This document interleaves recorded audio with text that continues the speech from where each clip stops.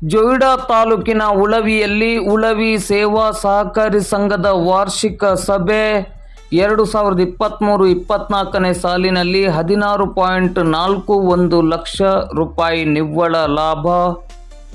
ಜೊಯ್ಡಾ ತಾಲೂಕಿನ ಉಳವಿ ಸೇವಾ ಸಹಕಾರಿ ಸಂಘದ 43ನೇ ವಾರ್ಷಿಕ ಸರ್ವಸಾಧಾರಣ ಸಭೆಯು ಸೇವಾ ಸಹಕಾರಿ ಸಂಘದ ಅಧ್ಯಕ್ಷರಾದ ವಾಸುದೇವ ನಾರಾಯಣ ಗೌಡ ಇವರ ಅಧ್ಯಕ್ಷತೆಯಲ್ಲಿ ಸ್ಥಳೀಯ ಶಾದಿ ಮಹಲ್ ಸಭಾಭವನದಲ್ಲಿ ಜರುಗಿತು.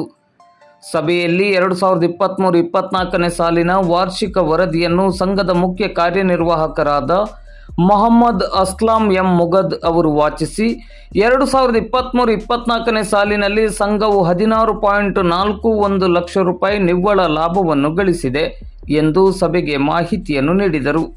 ಸಂಘದ ಅಧ್ಯಕ್ಷರಾದ ವಾಸುದೇವ ನಾರಾಯಣ ಗೌಡ ಅವರು ಮಾತನಾಡಿ, ಸಂಘದ ಸರ್ವ ಸದಸ್ಯರ ಸಂಪೂರ್ಣವಾದ ಸಹಕಾರದಲ್ಲಿ ಸಂಘವು ವರ್ಷದಿಂದ ವರ್ಷಕ್ಕೆ ಪ್ರಗತಿಯನ್ನು ಕಾಣುತ್ತಿದೆ.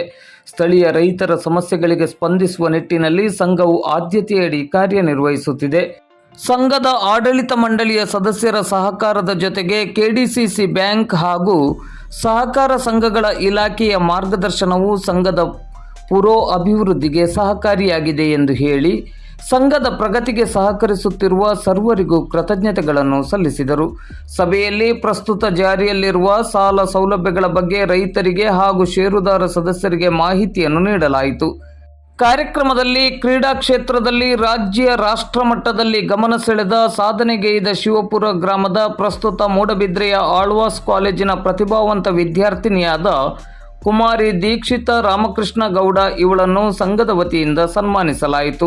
ಈ ಸಂದರ್ಭದಲ್ಲಿ ಸಂಘದ ಉಪಾಧ್ಯಕ್ಷರಾದ ಸೋಮಣ್ಣ ಬುದೋ ಹನೋಲ್ಕರ್, ಸಂಘದ ಸದಸ್ಯರುಗಳಾದ ಶಿವರಾಮ್ ಗಣಪತಿ ಹೆಬ್ಬಾರ್, ದಾಮೋದರ ರಾಮ ಗೌಡ, ಅಬ್ದುಲ್ ಜುಬೇರ್ ಶೇಖ್, ಲಿಂಗಣ್ಣ ತಿಮ್ಮಣ್ಣ ಗೌಡ, ರಾಜಾರಾಮ್ ಬಾಲಾಜಿ ದೇಸಾಯಿ, ಅಮಿರುಲ್ಲಾ ಕರೀಂ ಖಾನ್, ವಿಶ್ವೇಶ್ವರ ಕೃಷ್ಣ ಸಿದ್ದಿ, ಸಾವಿತ್ರಿ ದಾಮೋದರ ಗೌಡ, ಪ್ರತೀಕ್ಷಾ ಪ್ರೇಮಾನಂದ್ ನಾಯ್ಕ್, ಉಳವಿ ಗ್ರಾಮ ಪಂಚಾಯತ್ ಅಧ್ಯಕ್ಷರಾದ ಮಂಜುನಾಥ್ ಮುಕಾಶಿ ಹಾಗೂ ಗ್ರಾಮ ಪಂಚಾಯತ್ ಸದಸ್ಯರು ಮತ್ತು ಜಿಲ್ಲಾ ಕಿಸಾನ್ ಸಂಘದ ಉಪಾಧ್ಯಕ್ಷರಾದ ಗೋಪಾಲ್ ಪದ್ಮನಾಭ ಭಟ್, ಪಿಎಲ್ಡಿ ಬ್ಯಾಂಕಿನ ಸದಸ್ಯರಾದ ಶ್ರೀಧರ್ ಗೋಪಾಲಕೃಷ್ಣ ಹೆಗಡೆ, ಉಳವಿ ಗ್ರಾಮದ ಮಜೀದ್ ಖಾನ್, ರೈತ ಸದಸ್ಯರು ಹಾಗೂ ಊರ ನಾಗರಿಕರು ಉಪಸ್ಥಿತರಿದ್ದರು.